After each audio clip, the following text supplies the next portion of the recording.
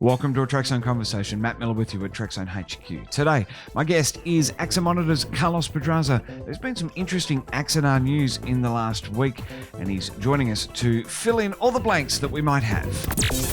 Beaming around the world for over 450 episodes. Now on Facebook Watch, YouTube, and wherever you get your podcasts. This is A Trekzone Conversation. Well, he's here with me now. Carlos from Axamonitor, thank you so much for your time, man. I really appreciate it. An often returning guest to the show. Thanks for having me again, Matt. Now, I've been offline for a little bit in the last week or so. Been upgrading the shed, as you can see here in these time-lapse images. So I haven't been keeping across the minutiae of what's happening, but I know broadly that there's some lawsuits flying around again. Can you give us all the details on what's happening? Yeah, so the biggest thing that's going on is that Alec Peters fired his third director for Axanar, so this is number 3, and accused him of defaming him because he had the temerity in a public statement to say that his values did not comport with the values of the Axanar production. Didn't name Alec Peters personally, other than to say he's the guy who heads Axanar Productions. But so I think that's a difficult defamation case to make, since all he's saying is, look, our values aren't the same. That's hardly defamation. That's a statement of fact on the part of Paul Jenkins. Anyway, Alec went through the roof and filed a lawsuit against him. Paul, on the other hand, copyrighted his contributions to the Axanar script in order to prevent Alec from using that script or his parts of the script, essentially erasing 3 years of work. Well, I can just imagine that Alec responded positively to that, and he took it on board as some personal constructive criticism. No. How did he really respond? Alec responded by saying, well, your footage was crap anyway, and we're rewriting the script, so who needs you, you bum. I added the you bum part.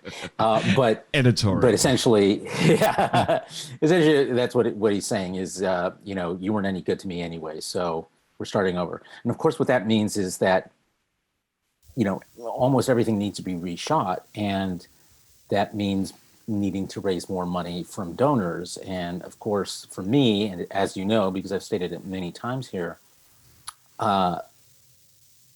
his trying to get money out of gullible Star Trek fans is one of the reasons why I started Axamonitor and continue to run Axamonitor. So there's that copyright dispute that's going on. Well, it's not a dispute. Paul has the copyright. He has copyrights for each of the 2, shorts that he rewrote.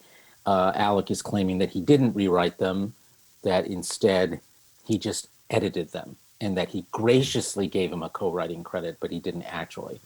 Well, once you see the exhibits in Paul's answer and counterclaim, you can see he has a graphic showing many of the pages from the script, and because he uses Final Draft, the standard screenwriting software, it keeps track of who made what changes and what those changes are and how many changes there are per page, and it shows them, highlights them in a different color, in this case pink. And you can see that of the pages that are displayed there, between 50 and 75% of them are pink. So it was a pretty substantial rewrite, and I even reported that a long time ago. When he came aboard as co-writer and was talking about what it was he needed to fix, and I was like, those aren't small fixes; those are big fixes. So it's not surprising to me that it ended up being that much. So the big news, though, is that Paul Jenkins, in his answer and counterclaim to Alec Peters' defamation lawsuit, also got a hold of and released as one of his exhibits the settlement between CBS and Axanar, which is big news because Alec Peters has hidden behind the confidential nature of that settlement to justify many of his actions, or avoid justifying many of his activities. And it turns out that there are repeated and material breaches throughout. The biggest two being selling merchandise, which he is doing a lot through his Aries Studios website, Axanar branded website. Even the use of the Axanar star logo is he's prohibited from using that except on the actual films, the two films, short films, which of course are not produced yet. But in every other instance, he is not allowed to use that logo. He's been using it, without compunction for 3 years, 3.5 years.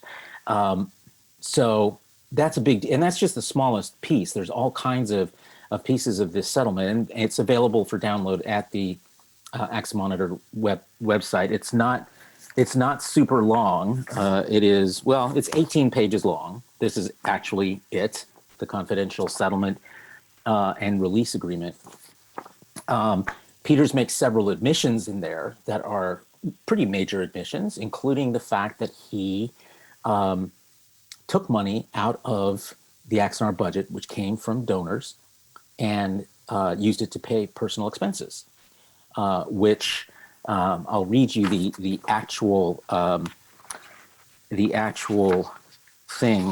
There's a part of every settlement that's called representations and warranties, and it's where each party basically says, this is something I'm guaranteeing to you, to the other party. So it is section 7 of the confidential settlement, and number 7.8 states, Peters represents that prior to the execution of this settlement agreement, he has reimbursed Axanar Productions for all previous compensation and reimbursement for personal expenses that he received from Axanar Productions. And that was, as you recall, part of what CBS had been alleging in the lawsuit. He, of course, denied it up and down. Of course, now we know that he admits it in his representations and warranties. It also casts his claim that he put, 100,000 or 250,000. It changes all the time and always growing, but some large amount of money of his own into Axanar. And what this basically indicates is that a fair amount of that actually was reimbursement for personal expenses. So when he talks about putting his own money in, it kind of was a requirement of the settlement, and not kind of, it was a requirement of the settlement, but it also attests that it was partly because he took money out for personal expenses. So that's a big deal as well, and completely contradicts everything he's said publicly ever since. And of course, again, because this was confidential, he could hide behind it. He didn't have to admit anything. And it really goes to the spirit. It really goes against the spirit, rather, of what he was saying, that he was putting his own money into this production. And when he was saying that sort of thing, it was to make the production, to keep the production afloat.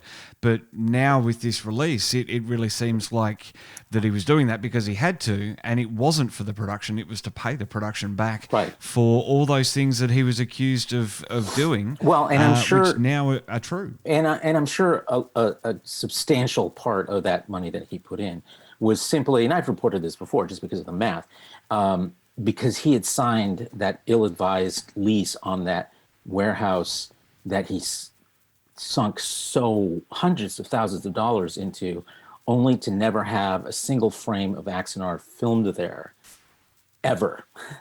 And during the lawsuit, and after the lawsuit, he was paying $13,000 to $15,000 a month in rent and utilities and insurance on that facility. And that's on top of the money he had been spending converting it from a warehouse into a soundstage, which it never really was a soundstage because he didn't spend the money to soundproof it. So but it had a big green screen, and that was always a big deal to him. So big green screen.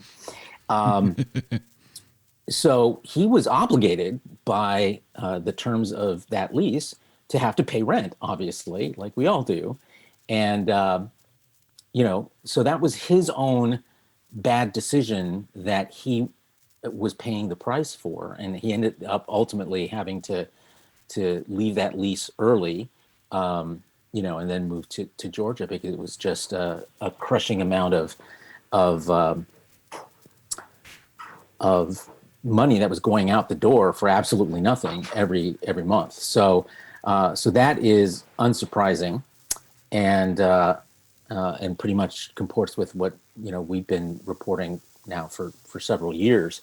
But the biggest issue in the settlement agreement was the prohibition against public fundraising. And again, we've reported on this too, and reported on how his actions in terms of creating a third-party website to handle the fundraising and his public appeals to that were questionable, even given what we already knew about the settlement agreement. Well, now that we have the actual settlement agreement, we now know that the prohibition, there was very little room there for loopholes. He created Ares Digital, put it on its own web server, and claimed that because that was being run separately and privately, that it was not public fundraising, even though you and I, as members of the public, can get right into that. In fact, I have an account there. He'll probably terminate it because I just said this, but I have an account on there. That's how easy it is for a member of the public to go in and give money. And that's exactly what he agreed he would not do as a part of the settlement agreement. So that's a pretty big thing. In fact, when you look at the settlement agreement, Alec Peters has often portrayed himself as, he's used the words, I battled CBS to a standstill, and I came out the winner because I still get to make these two short films. When you actually read the settlement, you will see in section after section, in paragraph after paragraph, that it's all about what he cannot do, what he's prohibited from doing, or things that he can do, but not more than that. There is no CBS being prohibited from anything. There is no, it's all about Axanar. It's all about Alec Peters and the things that he can't do. That doesn't sound like a standstill to me. That sounds like someone caved, and it wasn't CBS. Of course, the big question now is why isn't CBS enforcing this settlement agreement? And that's a good question. And I don't know the answer to that. I will tell you what my speculation is. And what I do know a little bit from my sources at CBS is that they're content to watch him destroy Axanar on his own. And that is what's happening. His Patreon that pays for the studio has been trending downward in donations all year. His multiple crowdfunding, public crowdfunding, is stalled. It's making very little money. It brings in, some weeks it brings in nothing. Other weeks it brings in, $50, $75. I think that CBS reasons that it will fall apart. And so why should they spend the money and time, the expense, the resources, the lawyers to bring him to heel with the agreement? Now, a lot of people don't like that because they would like to see, Alec Peters publicly shamed or whatever, but it probably wouldn't be very public because the settlement calls for arbitration rather than going back to court. Arbitration is a private matter, not a public matter, so we wouldn't know anything about what happens there. The other thing that I think may be going on is that CBS may just be allowing the number of infractions and breaches of this agreement to grow to such a level that it will be incontrovertible when the time comes to go to arbitration, that in fact this man has materially breached this agreement over and over and continuously. And that way it makes Alec Peters less able to contest what CBS is saying in arbitration when just the mountain of evidence is so large. Again, that's my speculation. I don't know that that's the case, but that's what would make sense from an economic standpoint, is if you're going to take action, go in armed with as much evidence as you can, and he is creating plenty of evidence. So that may or may not still happen. We'll see. I'll keep you posted on that. It's a little bit of a publicity thing as well, too, isn't it? A corporation, I mean, those of us that are invested in the story know what's going on and know what would happen if CBS was to come down on him. But it's a little bit of taking a step back and looking at it. And there's been the Anus Abdon tardigrades lawsuit as well that was a little bit public, that was picked up by some major outlets without quite understanding the specifics of it. You know, more taking the side of here's this little person being attacked by a big corporation. They run the risk of that sort of thing again with Alec, even though, like I say, people who are in the know with the story know exactly what's going on. But then as well, those that are supporting Alec are quite vocal on social media as well, and can just run that campaign. And we see it all the time, you know, in the world of the way that things happen with social media. People can just jump on and say whatever they like. That's really true. And then it gets picked up and gets taken on, and then suddenly CBS, who are trying at the moment to battle through COVID, and just like other production companies and big production companies, trying to battle through COVID, trying to work through their loss of advertising revenue and all that sort of stuff. They don't really need that negativity towards them, especially with some things that they have planned in coming up, Paramount Plus in the new year, and a rebrand of CBS All Access and those sort of things. So I guess it really is, Alex, as you say, Alec is doing it to himself, and eventually it will come to a point where no one will be willing to give him any more money to do nothing except rant and rave on YouTube live streams, which have been conspicuously absent in the last couple of weeks. Well, more or less couple of days. We broke this news over the weekend on Saturday evening, in the U.S., and since then, he has only made one reference to it, and not to the settlement at all, interestingly, which I guess he can't, because even though it's out in the open, he is still bound by confidentiality. But he doesn't admit that it even exists, that it's out in the open at all. He was asked about it by someone on his live stream just the other day, and specifically about the settlement, and he did not respond to that at all. Instead, he focused his criticism on Paul Jenkins himself and the allegations and counterclaims that Paul Jenkins makes in his legal filing, which was just late Friday here in the United States, and just talked about how, lawyers lie and they can say whatever they want in these documents, and therefore I'm not going to dignify them with a response, essentially. And, which is the same thing he would say about CBS when they would make allegations about him, forgetting that lawyers aren't just allowed to make allegations without evidence backing them up. And there is evidence, and we now know what some of that evidence is in terms of the settlement. Paul Jenkins also has a 30-page exhibit appended to his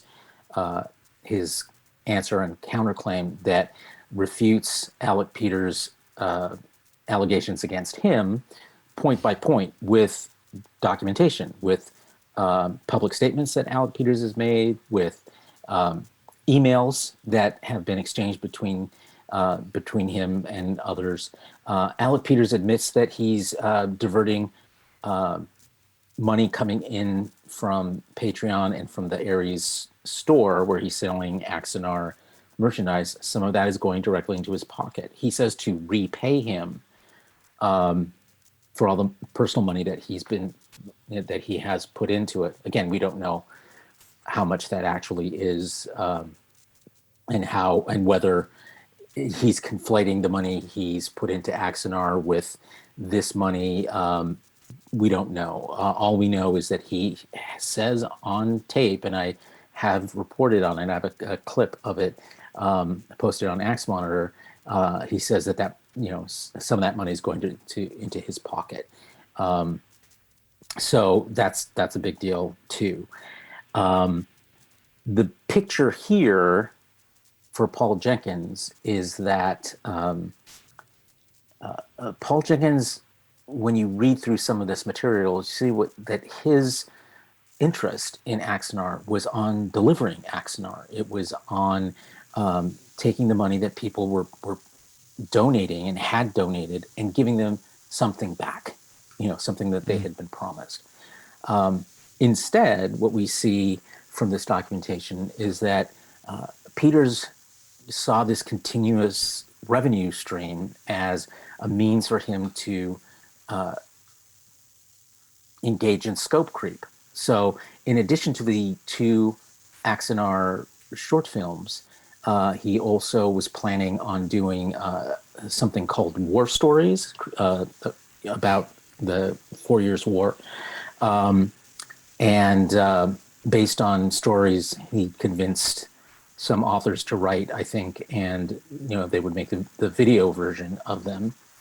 And he also wanted to add to the Axanar short films a scene they're called in the documents are called the Andorian Bridge scene, in which it would be set on an Ares class vessel, of course, because he has the bridge set for that.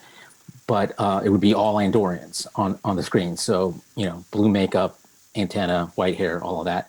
And these 2 things are, number one, not authorized by the settlement agreement, and number 2, because they are not the 2 Axanar short films, donor money is not supposed to go to anything but those 2 films.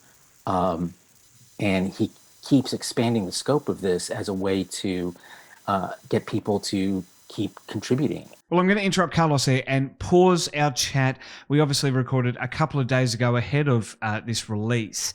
And I want to break the chat into 2 parts because there really sort of is a change of pace in what we're talking about with Axanar, because it has been so long since I've covered this infamous Star Trek fan film on the channel in some great depth. We, of course, checked in with Carlos back in August for a Paugust chat. But before that, Christian Gossett back in February last year. And the year before that, 2018 was really when I was covering the height of the Axanar drama. So checking in with Carlos, there's a lot of movement happening at the moment in Axanar world. So I think it is worth splitting this chat in 2. We're about halfway through. Carlos and I spoke for an hour a couple of days ago on Friday ahead of this Monday release. So look out for part 2. It's going to be coming up next week with Carlos and myself talking about all things Axanar. But for now, like, follow, and subscribe to Trek Zone all over social media. Find Axamonitor on Twitter. And also the Facebook group as well. Lots of discussion happening in there about this fan film and a lot of the other things that are happening right now.